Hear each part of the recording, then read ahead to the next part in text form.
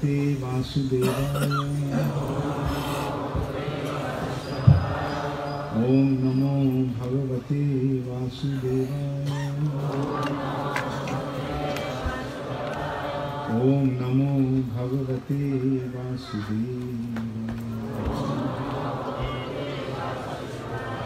नारायणं नमस्कृत्य नरं चैव नरोत्तमं देवीं सरस्वतीं व्यासं ततो जयमुदीरये। नष्टप्रायेषु अभद्रेषु नित्यं भागवत सेवया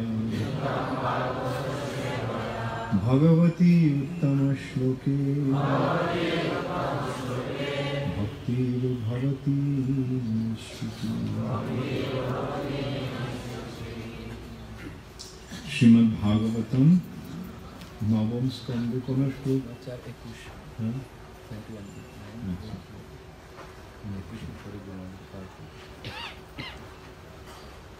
9:4-21।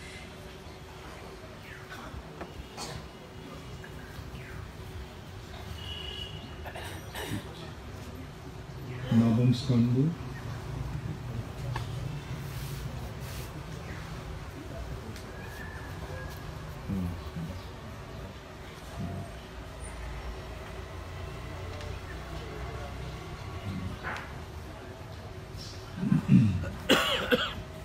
नवम स्कंद चतुर्थ अध्याय अम्बरीश महाराजेर चरणे दुर्वासा मुनिर अपराध। इजे अश्वमेधै अधियज्ञम् ईश्वरं महाविभूत्या उपचित अंग दक्षिणै ततै वशिष्ठ आशित गौतम आदिभिः धन्वनि अभिश्रोतम् असौ सरस्वती।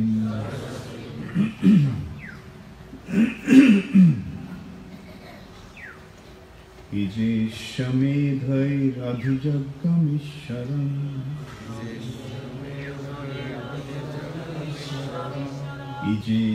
इजेष्यमेधैरधिजग्गमीश्वरम् महाविभूतोपचिताङ्गदक्षिणै महाविभूतोपचिताङ्गदक्षिणै। अच्छा श्लोकটা ইয়ে না। আচ্ছা ততৈব শিষ্টা শীত গৌতমাদিভি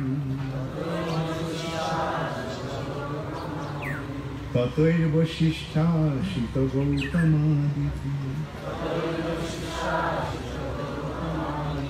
ধন্যন্নভীষোতমসৈ সরস্বতী।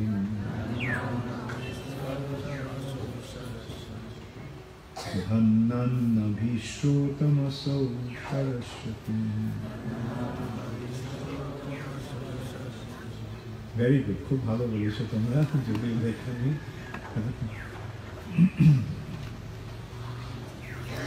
এই যে পূজিত অশ্বমেধই অশ্বমেধ যজ্ঞের দ্বারা অধিযজ্ঞম সমস্ত যজ্ঞের অধিষ্ঠানকে সন্তুষ্ট করার জন্য ঈশ্বরম পরমেশ্বর ভগবান মহাবিভূতিয়া মহা ঐশ্বর্যের দ্বারা উপচিত অঙ্গ দক্ষিণাই সমস্ত উপকরণ এবং ব্রাহ্মণদের দক্ষিণ দান করার জন্য।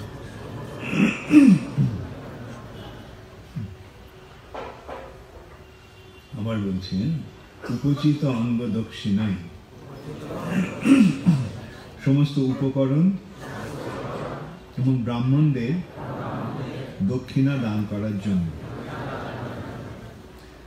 দক্ষিণা দান করার জন্য ততই সম্পাদন করেছিলেন বশিষ্ঠ, অসিত, গৌতম আদিভি। বশিষ্ঠ, অসিত এবং গৌতম আদি ব্রাহ্মণদের দ্বারা। ধন্যনি মরুভূমিতে অভিশ্রোতম নদীর জলের দ্বারা প্লাবিত। অশোক মহারাজ অম্বরীশ সরস্বতী নদীর তীরে। অনুবাদ: মরুপ্রদেশে যেখানে সরস্বতী নদী প্রবাহিত হয় সেখানে অম্বরীশ মহারাজ অশ্বমেধ আদি যজ্ঞের দ্বারা যজ্ঞেশ্বর ভগবানের সন্তুষ্টি বিধান করেছিলেন। এই প্রকার যজ্ঞ মহা ঐশ্বর্য, উপযুক্ত উপকরণ এবং ব্রাহ্মণদের দক্ষিণা দান করার দ্বারা অনুষ্ঠিত হয়। যজ্ঞের যজমান রাজার প্রতিনিধিত্ব করে বশিষ্ঠ, অসিত, গৌতম প্রমুখ মহাত্মারা এই সমস্ত যজ্ঞের তত্ত্বাবধান করেছিলেন। আপনারা বলুন আমার সঙ্গে, মরুপ্রদেশে যেখানে সরস্বতী নদী প্রবাহিত হয় সেখানে অম্বরীশ মহারাজ অশ্বমেধ আদি যজ্ঞের দ্বারা যজ্ঞেশ্বর ভগবানের সন্তুষ্টি বিধান করেছিলেন। এই প্রকার যজ্ঞ মহা ঐশ্বর্য, উপযুক্ত উপকরণ এবং ব্রাহ্মণের দক্ষিণা দান করার দ্বারা অনুষ্ঠিত হয়। যজ্ঞের যজমান রাজার প্রতিনিধিত্ব করে বশিষ্ঠ, অসিত, গৌতম প্রমুখ মহাত্মারা এই সমস্ত যজ্ঞের তত্ত্বাবধান করেছিলেন। শিল প্রভুপাদের তাৎপর্য: বেদের নির্দেশ অনুসারে যজ্ঞ অনুষ্ঠান করতে হলে যাজ্ঞিক ব্রাহ্মণ নামক সুদক্ষ ব্রাহ্মণদের প্রয়োজন হয়। কলিযুগে কিন্তু এই প্রকার ব্রাহ্মণ নেই। তাই শাস্ত্রে কলিযুগে সংকীর্তন যজ্ঞ অনুষ্ঠান করার নির্দেশ দেওয়া হয়েছে। যজ্ঞই সংকীর্তন প্রায়ই যজন্তি হি সুমেধসঃ। যাজ্ঞিক ব্রাহ্মণ না থাকায় এই কলিযুগে কর্মকাণ্ডী যজ্ঞ অনুষ্ঠান করা অসম্ভব। তাই তথাকথিত যজ্ঞ অনুষ্ঠানের দ্বারা অনর্থক অর্থব্যয় না করে বুদ্ধিমান মানুষরা সংকীর্তন যজ্ঞ করেন। ভগবানের সন্তুষ্টি বিধানের জন্য যথাযথভাবে যজ্ঞ অনুষ্ঠিত না হলে অনাবৃষ্টি হবে। যজ্ঞাৎ ভবতি পর্জন্য। তাই যজ্ঞ অনুষ্ঠান করা অবশ্য কর্তব্য। যজ্ঞ না করা হলে অনাবৃষ্টি হবে এবং তার ফলে অন্নাভাব বা দুর্ভিক্ষ হবে। তাই রাজার কর্তব্য শস্য উৎপাদন করে অশ্বমেধ আদি যজ্ঞ অনুষ্ঠান করা। অন্নাৎ ভবন্তি ভূতানি। অন্নাভাব হলে মানুষ এবং পশু উভয় অনাহারে প্রাণ ত্যাগ করবে। তাই রাষ্ট্রপ্রধানদের যজ্ঞ অনুষ্ঠান করা কর্তব্য, কারণ যজ্ঞের প্রভাবে মানুষ পর্যাপ্ত পরিমাণে খাদ্যশস্য প্রাপ্ত হবে। ব্রাহ্মণ এবং যাজ্ঞিক পুরোহিতদের সুদক্ষ সেবার জন্য তাদের যথেষ্ট পরিমাণে ধন সম্পদ উপহার দেওয়া উচিত। এই উপহারকে বলা হয় দক্ষিণা। রাজারূপে অম্বরীশ মহারাজ বশিষ্ঠ, গৌতম, অসিত আদি মহাত্মাদের দ্বারা এই সমস্ত যজ্ঞ অনুষ্ঠান করিয়েছিলেন। তিনি কিন্তু এই সমস্ত যজ্ঞের ব্যাপারে আসক্ত না হয়ে স্বয়ং হরিভজনে নিযুক্ত থাকতেন, যে সম্বন্ধে পূর্বে উল্লেখ করা হয়েছে। সবই মন কৃষ্ণ পদারবিন্দয়। রাজা অর্থাৎ রাষ্ট্রপ্রধানের অবশ্য কর্তব্য হচ্ছে সব কিছু যে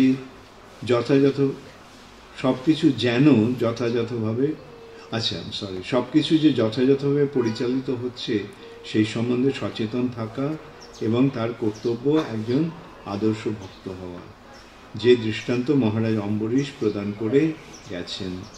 মরুভূমিতে যাতে শস্য উৎপাদন হয় তা দেখা রাজার কর্তব্য। অতএব অন্য স্থানের আর কি কথা।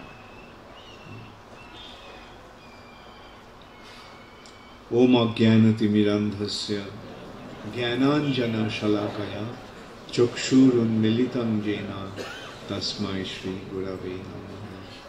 श्रीचैतन्यमनोभीष्टं स्थापितं येन भूतले स्वयं रूपकदा मह्यं ददाति स्वपदान्तिकम्। श्रीकृष्ण चैतन्य प्रभु नित्यानंद श्री अद्वैत गदाधर शिवासादि गौरभक्तवृंद। हरे कृष्णा कृष्णा कृष्णा हरे हरे, हरे राम राम राम हरे हरे।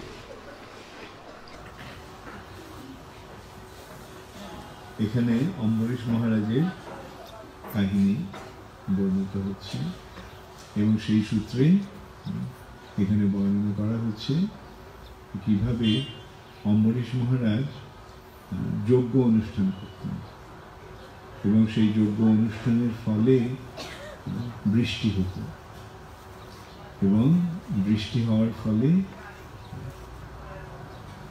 যথেষ্ট খাদ্যশস্য উৎপন্ন হতো এবং তার এই যজ্ঞের প্রভাবে মরুভূমিতে পর্যন্ত জল পাওয়া যেত এবং সেখানে খাদ্যশস্য উৎপন্ন হতো। এই সূত্রে শিল প্রভুপাদ এই তাৎপর্যে রাজার কর্তব্য বিশ্লেষণ করছে।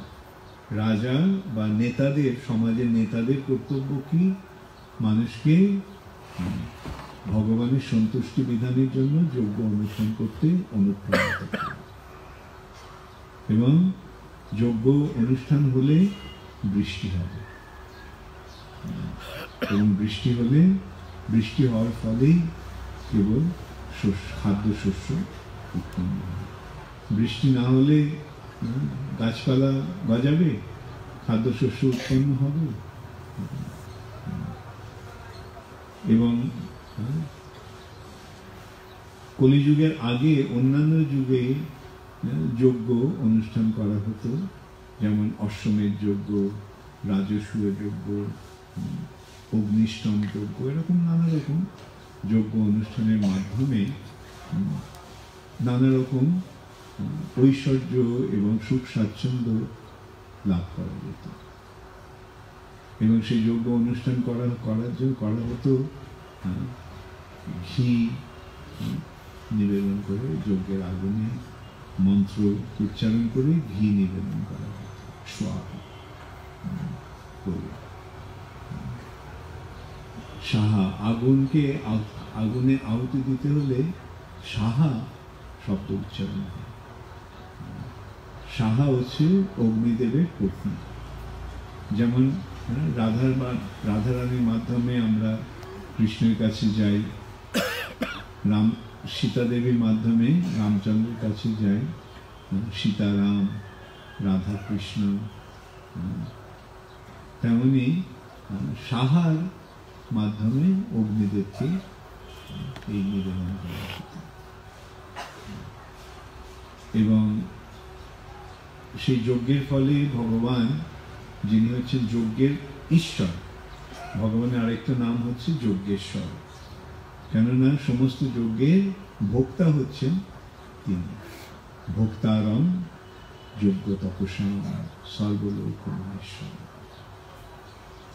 ভগবান হচ্ছেন সমস্ত যজ্ঞের ভোক্তা এবং এই যজ্ঞের মাধ্যমে ভগবানকে সন্তুষ্ট করার পন্থা রয়েছে।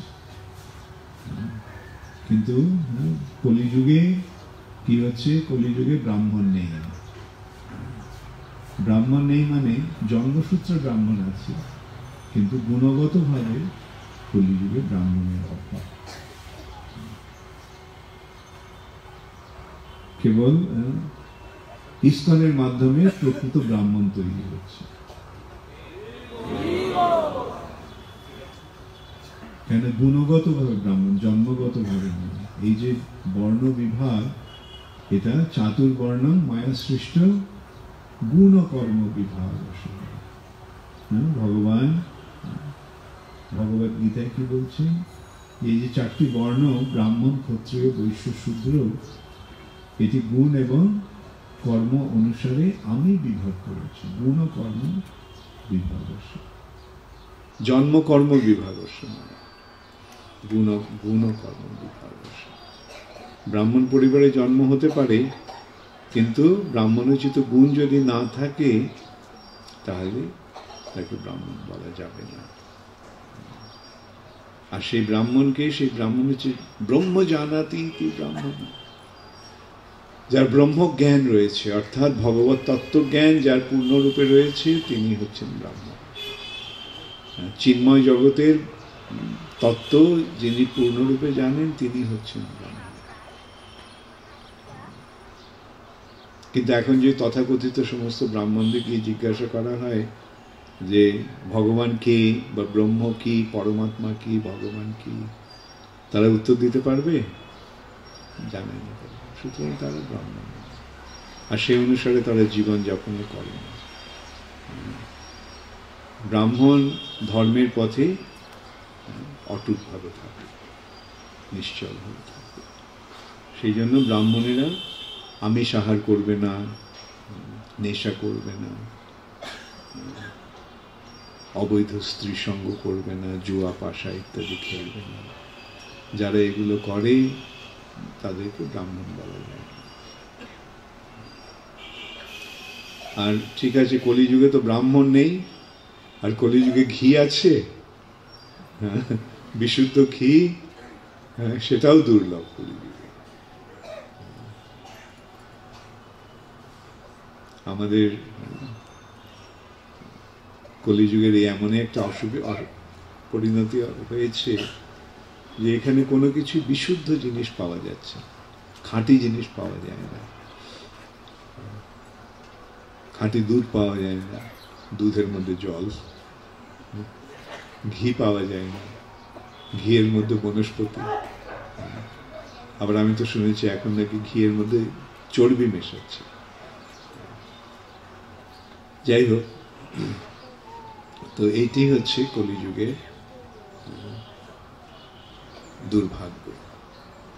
তা এখন ব্রাহ্মণ যদি না থাকে, আগুনে আহুতি দেওয়ার জন্য ঘি যদি বিশুদ্ধ ঘি না হয়, তাহলে যজ্ঞ করা যাবে? তাই জন্য কলিযুগে কি বলা হচ্ছে? অশ্বমেধং গবালব্ধম। এই যে সমস্ত যজ্ঞ, অশ্বমেধ যজ্ঞ, গোমেধ যজ্ঞ, এগুলো বর্জন করা হচ্ছে। এগুলো হবে না। কেন? এগুলো ঠিক মতো করতে পারবে না। কলৌ পঞ্চ বিবর্জয়, এই 5টা জিনিস কলিযুগে বর্জন করা হচ্ছে।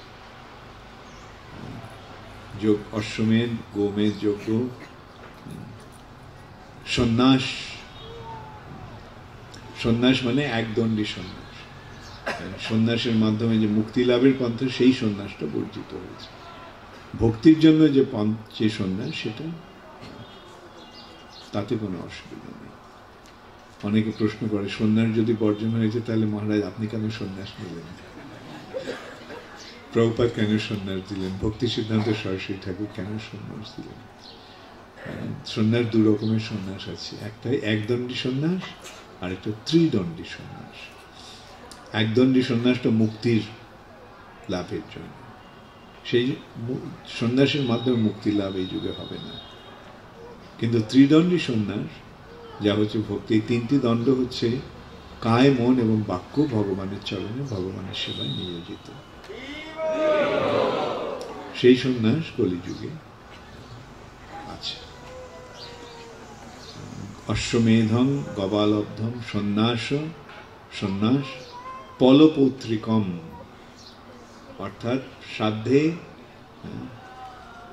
পল অর্থাৎ মাংস নিবেদন, এটাও কলিযুগে বর্জন। আর দেবরেন ও সুতোৎপত্তি, দেবরের দ্বারা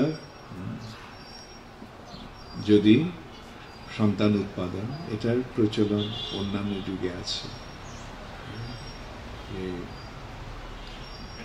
বিধবা ভাতৃবধূর গর্ভে সন্তান উৎপাদনের জন্য দেবর সন্তান উৎপাদন করতে পারত অন্যান্য যুগে, কিন্তু সেটাও কলিযুগে বর্জন হচ্ছে। দেবরেন অসুতোৎপত্তি, কলৌ পঞ্চ বিবর্জয়, এই 5টি কলিযুগে বর্জন করা হয়েছে। তো যজ্ঞ তো বর্জন হলো, তাহলে কি হবে? তাই কলিযুগে একটা বিশেষ যজ্ঞের অনুষ্ঠান হয়েছে। সেই বিশেষ যজ্ঞটা কি? সেই বিশেষ যজ্ঞটা হচ্ছে সংকীর্তন যজ্ঞ। সংকীর্তন যজ্ঞই সংকীর্তন প্রায়। এই যজ্ঞের বৈশিষ্ট্যটা কি? এই যজ্ঞে আগুনে ঘি দিতে হয় না। এই যজ্ঞের যজমান করার জন্য ব্রাহ্মণের দরকার হয় না। আর এই যজ্ঞ সকলে করতে পারে। অন্যান্য যজ্ঞ করতে অনেক ধন সম্পদের প্রয়োজন হতো। যুধিষ্ঠির মহারাজ যখন ঠিক করলেন অশ্বমেধ যজ্ঞ করবেন, তখন তিনি কি করলেন? তার 4 ভাইকে 4 দিকে পাঠালেন, ভীম, অর্জুন, নকুল এবং সহদেব। এরা 4 দিকে গিয়ে রাজ্য জয় করে ধন সম্পদ নিয়ে এলেন। তখন তিনি যজ্ঞ অনুষ্ঠান করলেন। তার মানে বোঝা যাচ্ছে যে এই যজ্ঞ করার জন্য কত ধন সম্পদের প্রয়োজন। এক সময় এক রাজার ধন সম্পদের প্রয়োজন হয়েছিল। কি করে কোথায় ধন সম্পদ পাওয়া যাবে? তখন তাকে ব্রাহ্মণের তার মন্ত্রীরা সংবাদ দিলেন যে অমুক জায়গায় হিমালয়ে যে কোনো রাজা যজ্ঞ করেছে, সেই যজ্ঞে যে সমস্ত সামগ্রীগুলো ছিল সেগুলো ওখানেই রয়ে গেছে, তো সেগুলো আপনি নিয়ে আসতে পারেন।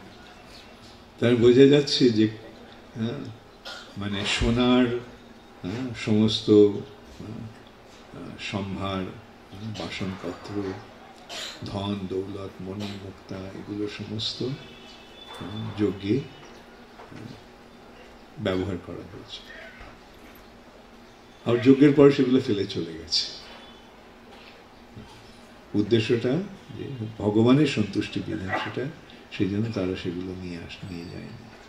এখন থেকে আমরা বুঝতে পারছি যে একটা যজ্ঞ করতে হলে কত ইয়ের আয়োজন হতো। যেমন ব্রাহ্মণদের দান করা হতো, সেকে ক্ষত্রিয় রাজাদেরকে নিমন্ত্রণ করে এনে তাদেরকে আতিথ্য করা হতো। এগুলো অনেক ব্যয় বহুল। সুতরাং এই যে যজ্ঞ অনুষ্ঠান, সেই যজ্ঞ অনুষ্ঠান করার জন্য যে ধন সম্পদের প্রয়োজন, সেই ধন সম্পদও কারণ নেই। আর যাদের আছে তাদের ওই যজ্ঞ করার মনোবৃত্তি নেই। যজ্ঞ অন্যান্য যুগে রাজারা করতেন, রাজারা যজ্ঞ করতেন ব্রাহ্মণদের দিয়ে, এবং তাদের যে ধন সম্পদ ছিল সেগুলো তারা ব্যবহার করত। সাম্প্রতিক কালেও আমরা ইতিহাসে পড়েছি যে ভারতেরই একজন রাজা হর্ষবর্ধন, তিনি এরকম যজ্ঞ অনুষ্ঠান করেন।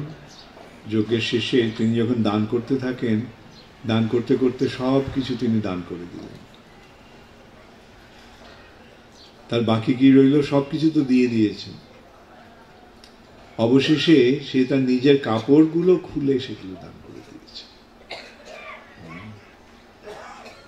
এইভাবে তারা দান করত। এখন কলিযুগে তো সেটা করা সম্ভব হবে না কারোর পক্ষে। তাই জন্য কলিযুগে কি করা হচ্ছে? কলিযুগে সংকীর্তন যজ্ঞ। এই সংকীর্তন যজ্ঞে আগুনে ঘি আহুতি দিতে হয় না, ব্রাহ্মণদের দিয়ে মন্ত্র পড়াতে হয় না, সকলেই মন্ত্রটা পড়তে পারে, হরে কৃষ্ণ মহামন্ত্র। আর ধন সম্পদের প্রয়োজন হয় না, যে যেখানে আছে সেখানেই থেকে সে এই হরে কৃষ্ণ মহামন্ত্র কীর্তন করতে পারে। সেই জন্য ভগবান কলিযুগের এই পরিস্থিতি দেখে এইরকম একটা বিশেষ যজ্ঞের অনুষ্ঠান করেছেন, যজ্ঞই সংকীর্তন প্রায়। এবং সেই যজ্ঞটা কারা করবে? যজন্তিহি সুমেধসঃ, যাদের মেধা অত্যন্ত সুন্দর। যজন্তিহি সুমেধস, যাদের মেধা মানে বুদ্ধিমত্তা অত্যন্ত উন্নত, তারাই কেবল এই যজ্ঞের অনুষ্ঠান করবে। বুদ্ধিমান না হলে এই যজ্ঞটার মর্ম কেউ বুঝতে পারবে না। এখন তোমরা কে কে এই যজ্ঞ করছো? হাত তোলো। ও, তার মানে তোমরা খুব বুদ্ধিমান। বুদ্ধিমান না হলে এর মর্ম বুঝতে পারত না। সকলে কি যোগদান করছে এই যজ্ঞে? সকলে করছে না। তার মানেটা কি? তাদের বুদ্ধি নেই। কেন এত সহজে এই যজ্ঞটা অনুষ্ঠান করা যায়, এবং এই যজ্ঞের ফলে কি হয়? ভগবান সন্তুষ্ট হন। ভগবান সন্তুষ্ট হলে আর কোনো অভাব থাকে? ভগবান সন্তুষ্ট হলে আমরা সব কিছু অনায়াসে পেতে পারি। সেইটি হচ্ছে এই ভগবানকে সন্তুষ্ট করার পন্থা।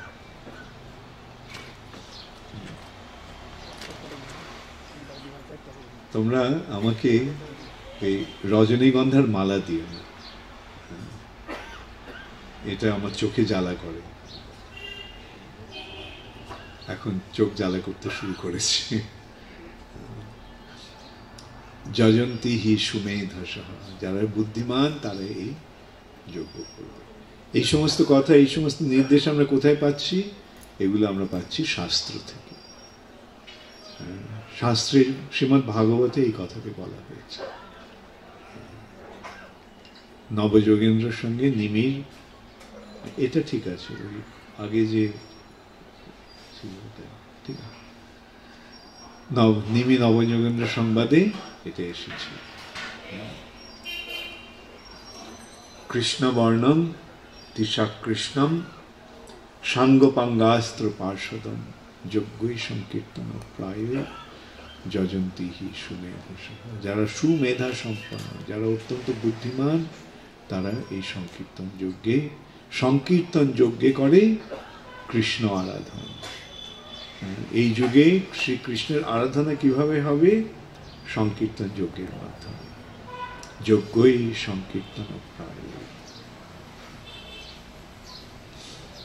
এবং সেই যজ্ঞের ফলে কি হবে? এই যজ্ঞের, সংকীর্তন যজ্ঞের প্রভাবটা কিরকম? হরে কৃষ্ণ মহামন্ত্র উচ্চারণের প্রভাবটা কিরকম? এই যে শব্দ তরঙ্গ, এটা যতদূর যাবে ততদূর সেখানকার সমস্ত বাতাবরণ পবিত্র হয়ে যাবে। একদিক দিয়ে কলিযুগটা হচ্ছে দোষের নিধি, কলিযুগটা হচ্ছে পাপের সমুদ্র, কলের দোষে নিধে রাজা। অস্তি হি এক মহান গুণ, একটা মহান গুণ রয়েছে এই কলিযুগে। কীর্তনাদেব কৃষ্ণস্য মুক্ত সঙ্গ পরম ব্রজেত। এই কৃষ্ণ নাম সংকীর্তনের ফলে জীব এই জড়জগতের বন্ধন থেকে মুক্ত হয়ে যেতে পারে। মুক্ত সঙ্গ পরম ব্রজেত। এখন যারা এই যজ্ঞ করবে এই সংকীর্তনের মাধ্যমে, এই যে একটা কথা যেটা বললাম, একদিকে এটা পাপের সমুদ্র, কলিযুগের স্থিতিটা এমন যে এই মানে একটা পাপের সমুদ্র যেন এই কলিযুগ, চারদিকে পাপ, তাই না? মানুষ নানা রকম অন্যায় আচরণ করছে, সমস্ত পাপে এই জগৎটা ভরে গেছে।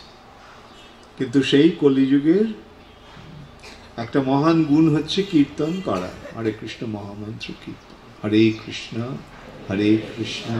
কৃষ্ণ কৃষ্ণ হরে হরে, হরে রাম রাম রাম হরে। এবং তার ফলে কি হচ্ছে? এই কলিযুগে এই যে হরে কৃষ্ণ, একদিকে এটা পাপের সমুদ্র, আর এই হরে কৃষ্ণ মহামন্ত্রের প্রভাবে কি হচ্ছে? সমস্ত পাপগুলো নষ্ট হয়ে যাচ্ছে। এই যে শব্দ তরঙ্গ পাপগুলিকে নষ্ট করে দিচ্ছে। কিভাবে? কেন এই যে হরে কৃষ্ণ মহামন্ত্র, এটা ওই জগতের এই জগতের শব্দ নয়, এটা ওই জগতের শব্দ, চিৎ জগতের শব্দ। এবং সেই শব্দ তরঙ্গের এমন প্রভাব যে সমস্ত পাপ ধ্বংস করে দেয়, পাপ ধ্বংস করে দিয়ে যে পবিত্র পরিবেশ সৃষ্টি করে। আর যারা করে তারা ভগবানের কৃপা লাভ করে। ভগবানের কৃপার প্রভাবে কি হয়? ভগবানের কৃপার প্রভাবে আমাদের যা কিছু প্রয়োজন সেগুলো সমস্ত আমরা পেয়ে যাই। ভগবানই তো আমাদের সবকিছু দিচ্ছেন, তাই না? কৃপা করে ভগবান সবকিছু আমাদের দিচ্ছেন। কিন্তু আমরা যদি অন্যায় আচরণ করতে থাকি তাহলে সেই সমস্ত সুযোগ আমরা হারাবো, যার ফলে যে ভগবান অন্যায়ের ফলে, পাপের ফলে কি হয়? পাপের ফলে পরিবেশটা কলুষিত হয়ে যায় এবং তখন নানা রকম অমঙ্গলের সৃষ্টি হয়। যেমন অনাবৃষ্টি হয়, যজ্ঞের প্রভাবে বৃষ্টি হয়, যজ্ঞের প্রভাবে ভগবান সন্তুষ্ট হন বলে বৃষ্টি হয়। কিন্তু যজ্ঞ না হলে কি হবে? বৃষ্টি হবে না। আর বৃষ্টি না হওয়ার ফলে কি হবে? বৃষ্টি না হলে শস্য উৎপাদন হবে, শাকসবজির ফলন হবে। আর এই যে শাক, আনাজ, শাক শস্য এগুলি যদি না হয় তাহলে আমরা খেতে পারবো? খাওয়ার থাকবে। তার খাবার না পেলে মানুষ কি হবে? অনাহারে মারা যাবে। মানুষ এবং পশু অনাহার। পরিস্থিতিটা যদিও অনেক খারাপ হয়েছে, কিন্তু এখনো সেই রকম পরিস্থিতি সৃষ্টি হয়নি, দুর্ভিক্ষ এখনো আসেনি। এবং আমরা তো বলবো এই হরে কৃষ্ণ মহামন্ত্রের কীর্তন হচ্ছে বলে সেই পরিস্থিতির সৃষ্টি হয়নি। অতএব অন্যেরা কি করুক সে নিয়ে আমাদের কোনো দুর্ভাবনা নেই, কিন্তু আমরাই হরে কৃষ্ণ মহামন্ত্র করে যাব এবং তার ফলে জগতে একটা সুন্দর পরিবেশ সৃষ্টি হবে এবং সেখানে প্রাচুর্য আসবে। এই পৃথিবীতে আজকে যে প্রাচুর্য, তা এই কৃষ্ণ ভক্তির প্রচার হচ্ছে বলে। এই সূত্রে আমি ব্যক্তিগত একটা অভিজ্ঞতার কথা আমি তোমাদের বলবো। কয়েক বছর আগে, হয়তো 5-6 বছর আগে, 4-5 বছর আগে হবে, আমি অস্ট্রেলিয়াতে ছিলাম। অস্ট্রেলিয়াতে ব্রিসবেন বলে একটা শহর আছে। তো সেই অঞ্চলে অনাবৃষ্টি হয়েছিল, 2 বছর ধরে বৃষ্টি হয়নি। অতএব পরিস্থিতি কিরকম বুঝতে পারছো। তা আমাকে যখন বলা হলো যে ওখানে 2 বছর বৃষ্টি হয়নি, তখন আমি বললাম ভক্তদের যে চলো আমরা গিয়ে হরিনাম কীর্তন করব, এবং হরিনাম কীর্তনের প্রভাবে দেখা যাক কি হয়। তো এই বলে আমরা বিকেলবেলা হরিনাম করতে বেরিয়েছি, হরিনাম করেছি সবাই। তার পরদিন সকালে বৃষ্টি হতে শুরু হয়েছে।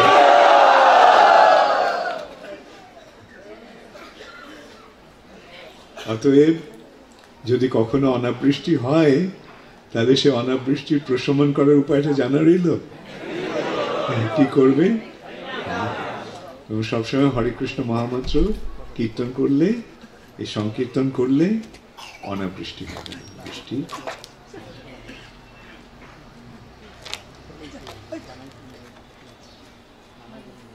তোমরা অন্তত এই বিশ্বাস নিয়ে ভগবানের নাম কীর্তন করো। এবং এগুলি শাস্ত্রের কথা, এগুলি তো আমাদের মন গড়া কল্পনা নয়। এবং যেটা আমি বলছিলাম, এই যে সমস্ত নির্দেশ, এই যে সমস্ত বাণী, সেগুলো এই জগতের ব্যাপার নয়, এগুলো অন্য জগৎ থেকে এসেছে। বেদের বাণী, চিৎ জগতের বাণী। তোমরা ভজ ভজ ভাই চৈতন্য নিতাই সুদৃঢ় বিশ্বাস। শ্রী চৈতন্য মহাপ্রভু নিত্যানন্দ প্রভুর যে কৃপা, সেটা সুদৃঢ় বিশ্বাস সহকারে গ্রহণ করো, এবং তার ফলে দেখতে পাবে তার সুফল কি। আমরা শ্রীমদ্ ভাগবতের মাধ্যমে এই সমস্ত অত্যন্ত নিগূঢ় তত্ত্ব আমরা জানতে পারছি। এখন এগুলোকে যদি আমরা গল্প কথা মনে করে, মন গড়া কাহিনী বলে মনে করে যদি আমরা এগুলোকে অবহেলা করি, তাহলে আমাদেরই দুর্ভাগ্য।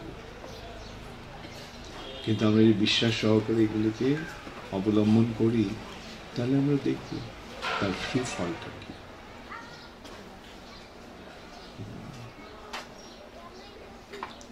হরে কৃষ্ণ, গৌর প্রেমানন্দে, হরে হরে বল।